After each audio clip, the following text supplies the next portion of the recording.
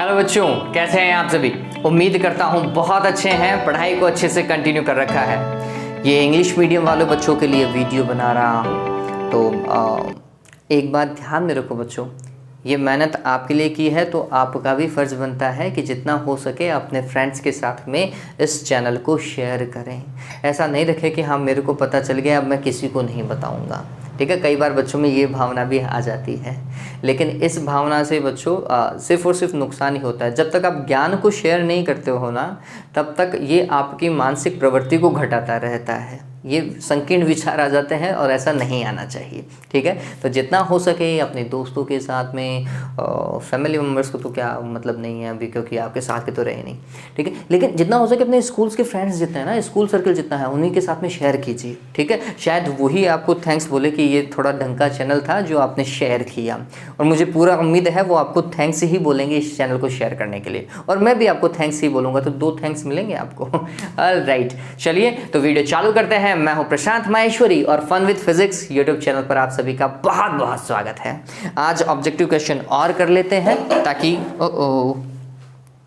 एक मिनट, ये मेरे बच्चे के जो खिलौने हैं ना वो हर जगह रहते हैं।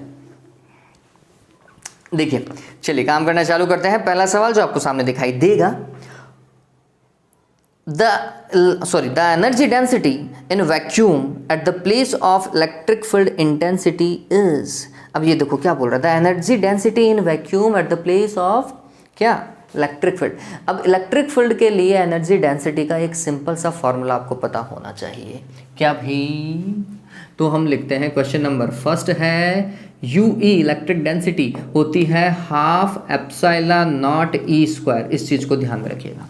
अगर मैग्नेटिक डेंसिटी की बात करता तो हम लिखते UB या फिर UM, वो होती है हाफ B का square divided by mu naught. अब इस क्वेश्चन ये पूछ रहा है, ध्यान में रखिएगा, लेकिन ये भी पूछ सकता था तो मैं आपको बता रहा हूँ। तो ऑप्शन क्या लगाएंगे? डी लगा लीजिएगा, डी ही बिल्कुल सही है, half epsilon not E square. देखो COD में कंफ्यूज हो सकते हो, लेकिन E स्क्वायर वाले में टिक करना है। ठीक है, आगे देखिए सेकंड, क्वेश्चन नंबर सेकंड क्या बोल रहा है? इफ 6 आइडेंटिकल सेल्स मतलब batteries each having an EMF of 6 volt are connected in parallel, the EMF of combination is। देखो, अगर आप बहुत सारी बैटरीज को किस में लगा दे रहे हैं? पैरेलल में लगा दे रहे हैं। आइडेंटिकल बैटरीज की बात कर रहा हूं मैं, है ना, और 6 की बात कर रहा है वो, तो ये ऐसा लगा दिया।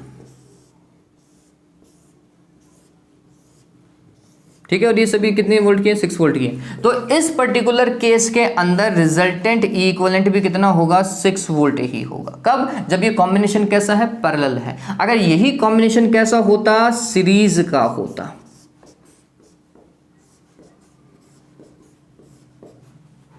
तीन, ठीक है, तो 6 इसका, 6 इसका और 6 बार आता। तो अब 6 बार 6 को जोड़ते तो कितना आता? 36 वोल्ट जोड़ते हैं आप। ठीक है, कब? सीरीज के केस में। लेकिन अभी पूछा कौन सा है? पैरेलल, तो आंसर कितना लगाओगे? 6 वोल्ट लगाओगे। ठीक है, मैंने दोनों ऑप्शन आपको बता दिए हैं कि इस क्वेश्चन से दोनों ऑप्शन क्या बनने चाहिए थे, दोनों का आंसर ध्यान में रखें, पैरेलल में ये, सीरीज में ये। आगे देखिए, एडी करंट्स आर प्रोड्यूस। भाई क्यों प्रोड्यूस होती है? तो हम बोलते हैं जब भी किसी मेटल को, है ना, अ पीस ऑफ मेटल या मेटेलिक प्लेट को हम किसी चेंजिंग मैग्नेटिक फील्ड के अंदर मूव करवाते हैं, तो उसके पूरे वॉल्यूम के अंदर क्या जनरेट होती है बच्चों? करंट जनरेट होती है। और वो करंट कैसी होती है? These are circular in shape, है ना, ये बात ध्यान में रखें, like the eddies in water. तो ध्यान में रखिएगा, a metal is kept in varying magnetic field. ये बिल्कुल सही है। अगर मेटल को आप किस में डाल दोगे? वेरिंग मैग्नेटिक फील्ड में डालोगे, जैसा मैंने आपको बताया था, तो ये बिल्कुल सही है, ए ही लगा लीजिएगा, आगे तो पढ़ने की जरूरत ही नहीं है। फिर आगे देखिए, fourth one, if horizontal and vertical component of earth magnetic field are equal at a certain place, then the angle of dip at that place will be. अब ये थोड़ा समझिए, horizontal component of earth magnetic field क्या होता है? कुछ books में इसे H से रिप्रेजेंट किया जाता है, मैंने इसे BH लिखा है। BH की वैल्यू वर्टिकल कंपोनेंट के इक्वल है, तो फिर डिप कितना होगा, बताओ कितना होगा, आप सभी को पता होना चाहिए, BV divided by BH is equals to tan theta होता है। अब ये दोनों तो इक्वल है, इसका मतलब 1 आएगा, तो tan theta is equals to 1, so theta will be 45 degree π/4 radian. ठीक है, कितना लगाओगे, C लगा लीजिएगा, C is the correct one. आगे देखिए 5th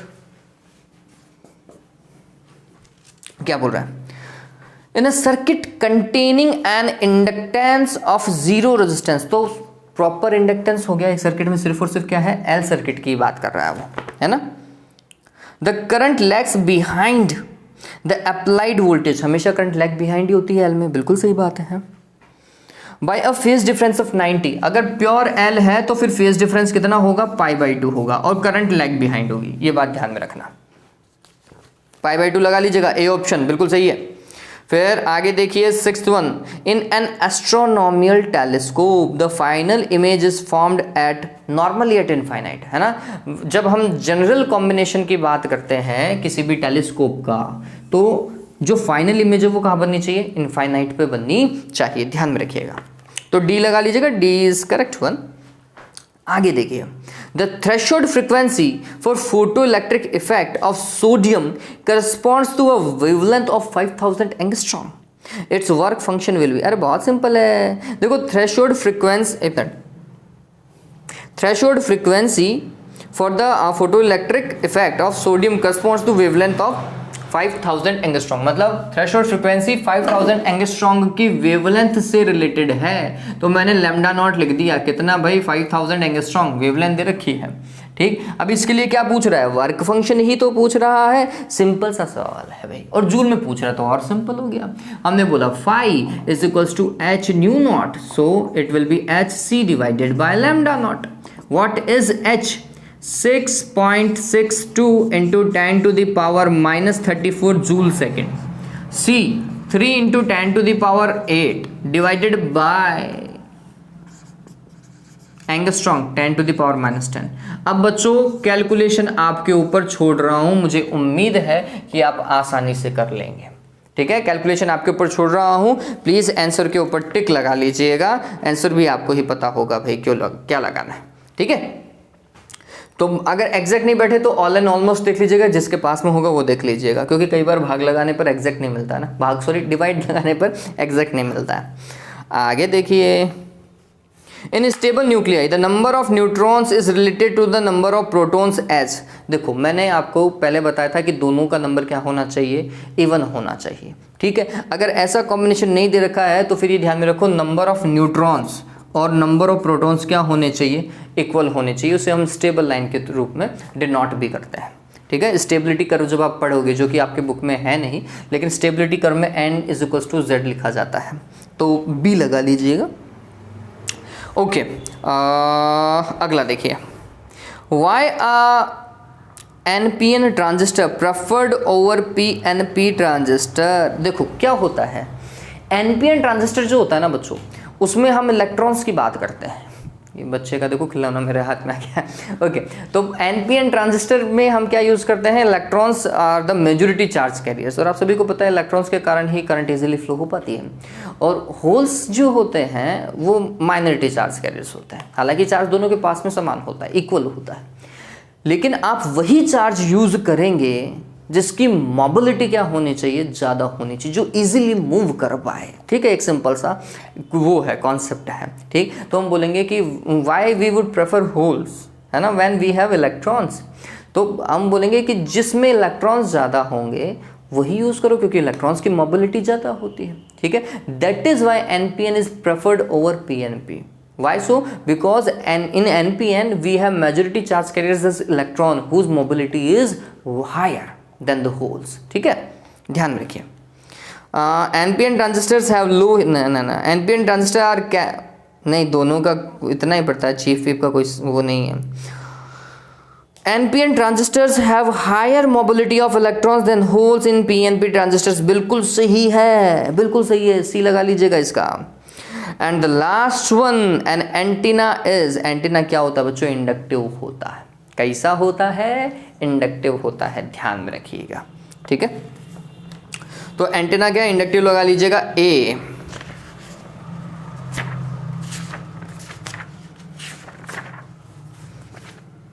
अगला देखिए, नेक्स्ट 10 क्वेश्चन और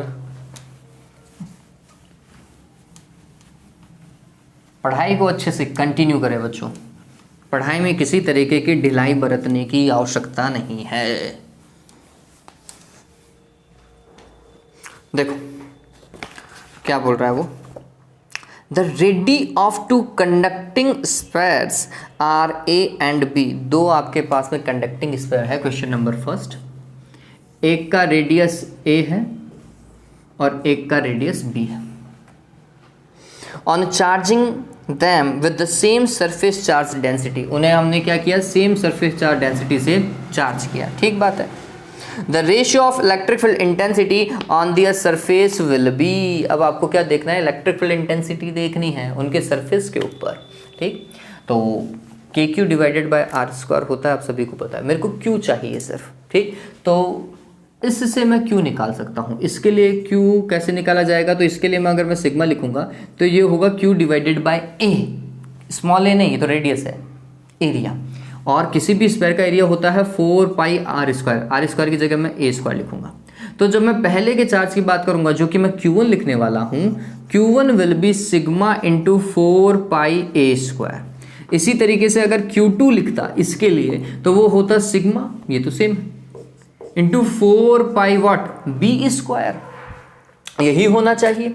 चलिए, इसके सरफेस पर इलेक्ट्रिक फील्ड इंटेंसिटी E1, इसके ए लिख दो, इसके सरफेस पर इलेक्ट्रिक फील्ड इंटेंसिटी EB लिख देते हैं। ये क्या होगा, K Q divided by A square, और ये कितना होगा, K Q divided by B square. इसका चार्ज Q1, इसका Q2 लिख देते हैं। के से के की रामायण तो हटाओ। Q1 divided by A square, देखो Q1 की वैल्यू कितनी, इतनी, सिग्मा 4 पाई ए स्क्वायर डिवाइड किसका, ए स्क्वायर का। यहाँ पर देखो Q2 सिग्मा 4 पाई बी स्क्वायर डिवाइड किसका, बी स्क्वायर का। ये लो, बी स्क्वायर से बी स्क्वायर गया, ए स्क्वायर से ए स्क्वायर गया, सिग्मा 4 पाई से सिग्मा 4 पाई गया। रामायण में कितना पता चला, 1। ठीक है, तो 1:1 should be the answer. B option मेरे को समझ में आ रहा है तो बी लगा लीजिएगा। अगला देखिए, किरचॉफ्स फर्स्ट लॉ, सेकंड बात कर रहा हूं, मतलब Kirchhoff's first law summation I is equals to 0 at a junction deals with the conservation of charge. अरे फर्स्ट लॉ किसके ऊपर था, चार्ज कंजर्वेशन पे। सेकंड लॉ, लूप लॉ आप जिसे कहते हो, वो किसके ऊपर था, एनर्जी कंजर्वेशन पर था। ठीक है, ध्यान में रखिएगा। फिर आगे देखिए, third, transformer is used. Transformer को क्यों यूज करते हैं बच्चों, बताओ सीधा सीधा। क्या भाई, आपके पास में लो वोल्टेज एसी है, उसे हाई वोल्टेज एसी में, या फिर हाई वोल्टेज एसी है उसे लो वोल्टेज एसी के अंदर कन्वर्ट करते हो, है ना। तो कुल मिलाकर के एसी को ही हम क्या करते हैं, चेंज करते हैं। So transformer is use to transform electrical energy into mechanical energy, no. To obtain suitable DC voltage, no. To transform AC into DC, नहीं भाई, एसी को डीसी में कन्वर्ट करने के लिए रेक्टिफायर यूज होता है। D is to obtain suitable AC voltage, बिल्कुल ठीक है, to obtain suitable AC voltage. हमें ज़्यादा चाहिए तो हम ज़्यादा भी ले सकते हैं, हमें कम चाहिए तो हम कम भी ले सकते हैं। बिल्कुल सही बात है, D is the correct one.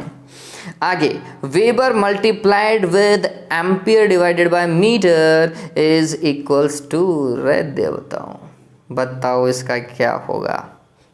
आपकी बुक का क्वेश्चन है ये, और जहां तक मेरे को याद आता है ये न्यूटन से रिलेटेड है।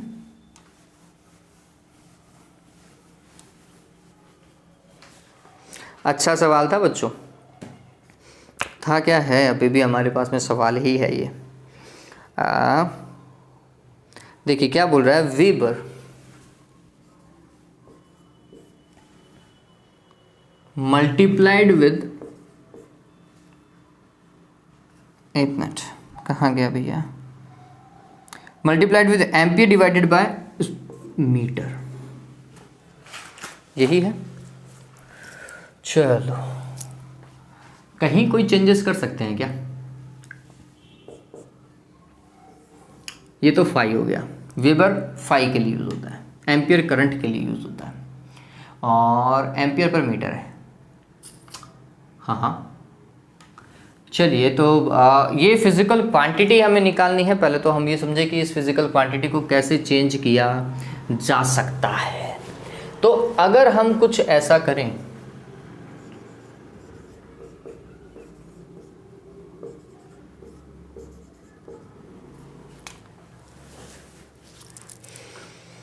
कहीं कोई दिक्कत आ रही है?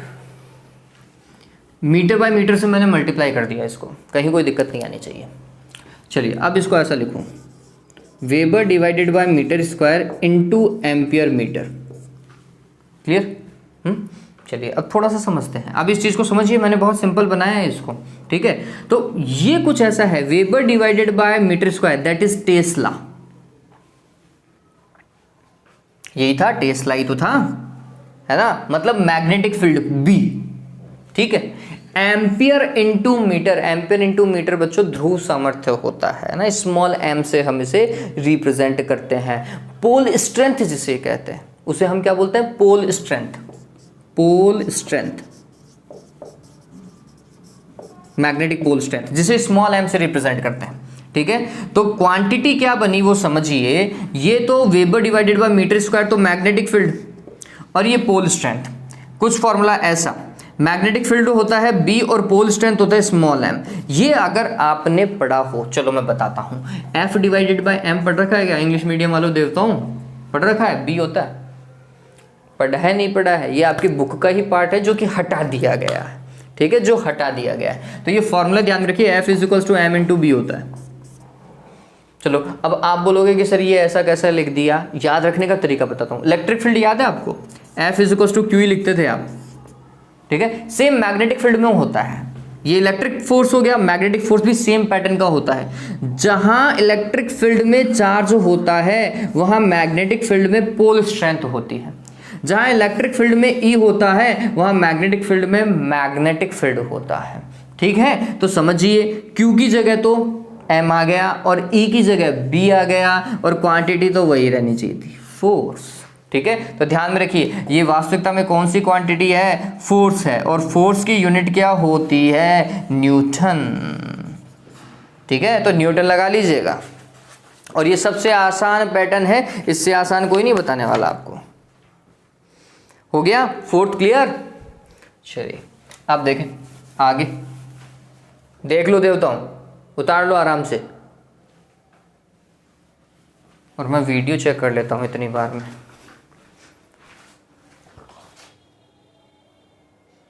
ओके डन है।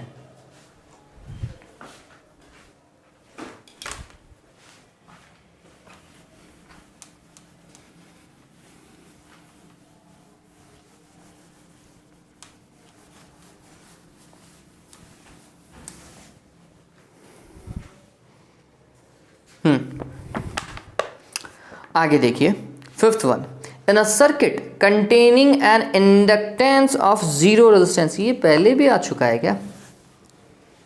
पहले भी आ चुका है। कोई सर्किट के अंदर सिर्फ और सिर्फ इंडक्टेंस है, जीरो रेजिस्टेंस है, मतलब प्योर इंडक्टेंस है, ठीक है। The current lag behind by the applied alternating voltage by phase difference of phi is equals to 90 degree. आपको पता होना चाहिए एल और सी सर्किट के अंदर 90 डिग्री ही होता है, बस एक में करंट आगे होती है, एक में पीछे होती है ना। ऑलराइट, तो इसमें पीछे है इसलिए एल सर्किट है।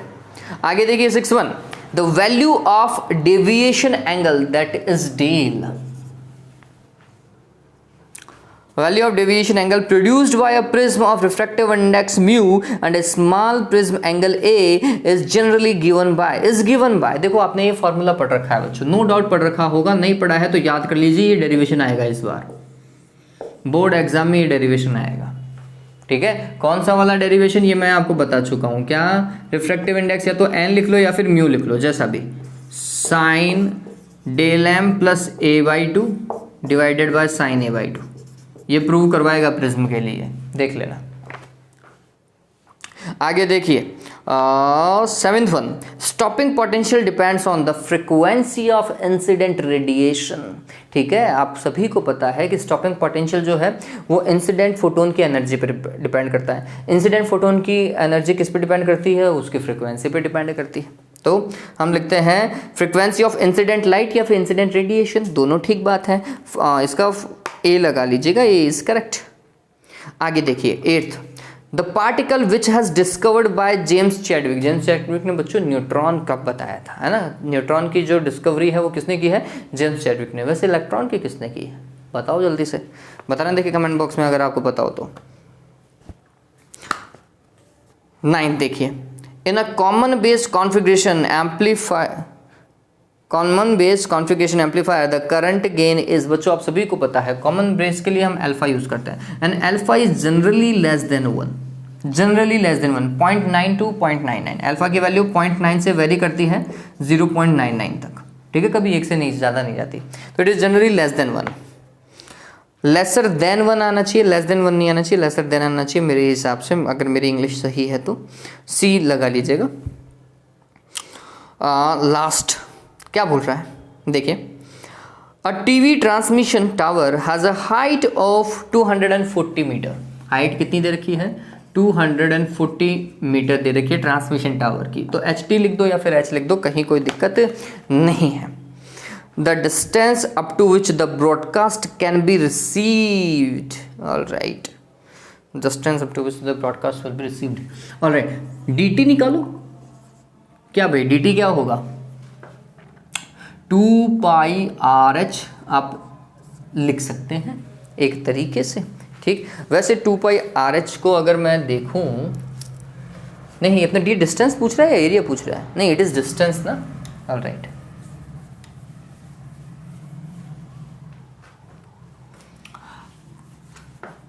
देखो अगर आपने वो पढ़ रखा है तो आप लिखते थे कि D T is equals to √2RH और D R is equals to भी आप कुछ ऐसा लिखते हैं 2RH, लेकिन डी टी के लिए एच टी और इसके लिए HR लगाया करते थे, मैं ऐसा ही मान के चलता हूँ। हाँ देखिए, तो डी आर या डी टी जो भी हम कर रहे हैं, तो हमने लिखा 2R की जगह देखो R लिखेंगे 6400 किलोमीटर है। आंसर अगर आप देखो तो सारे किलोमीटर में है, तो सारे को मैं किलोमीटर में करूँगा, तो मैंने लिखा 6400 किलोमीटर, ठीक है, 6400 किलोमीटर में लिख रहा हूँ मैं। HR या एच टी दिया हुआ है, तो ये 240 मीटर है, इसे मैं किलोमीटर में कन्वर्ट करूँगा तो कुछ ऐसा करूँगा, 1000 का डिवाइड दूंगा, ठीक है। चलिए अगर मैं ये काम करता हूँ तो ये 3 0 तो ख़त्म हो गए, आंसर मेरा किलोमीटर में आएगा, ध्यान में रखना। अब ये क्या चीज़ है वो समझिए, 24 को 2 से मल्टीप्लाई करो 48 होता है, और ये 64 हुआ। चलो काम कर सकते हो आराम से आप। 48 को क्या लिख सकते हैं? 12 × 4, और इसको क्या लिख सकते हैं वो समझिए, 6 × 2 या 4 × 3, ठीक है, × 4। तो ये कुछ ऐसा होगा 4 × 3 × 4 × 8 × 8। बताओ भाई मैं सही लिख रहा हूँ? 8 × 8 इसको लिख सकते हैं, इसको ये लिख दिया। 4 बाहर निकालो, 8 बाहर निकालो, और √3, ये 32 हो गया, इंटू √3 होता है 1.732, मल्टीप्लाई कर लीजिएगा, 1.5 गुना ऑलमोस्ट। तो इसमें 16 को और जोड़ देता हूँ, 48 से ज़्यादा, और 48 के पास वाला देखो आंसर, 48 से ज़्यादा, क्योंकि मैंने 1.5 से ही मल्टीप्लाई किया, ये जबकि 1.7 है, ठीक है। तो 48 से थोड़ा सा ज़्यादा होना चाहिए, 48 से थोड़ा सा ज़्यादा 50 भी है, 55 भी है, 60 भी है, कैलकुलेट करना पड़ेगा भाई। तो इसको मल्टीप्लाई ही करो बच्चों, अच्छे से मल्टीप्लाई करो, और फिर जो आए आंसर वो लगा लीजिएगा। तो ये सी और डी में से ही होना चाहिए, 60 तक तो नहीं जाएगा, 60 तक तो जानने के चांसेस ही नहीं, 60 नहीं जाएगा, 55 और 50 तक मिलेगा आपको, ठीक है, तो देख लीजिएगा। और आज के लिए बच्चों इतना ही। इसके बाद में नेक्स्ट वाला जो पार्ट है बच्चों, वो तभी आएगा जब आप इस चैनल को अच्छे से क्या पढ़ना चालू कर दो, देवताओं पढ़ाई करो, ठीक है, वीडियोस अच्छे से देखो, पढ़ाई करना चालू करो, वीडियोस आते रहेंगे। चलिए, have a good day, take care.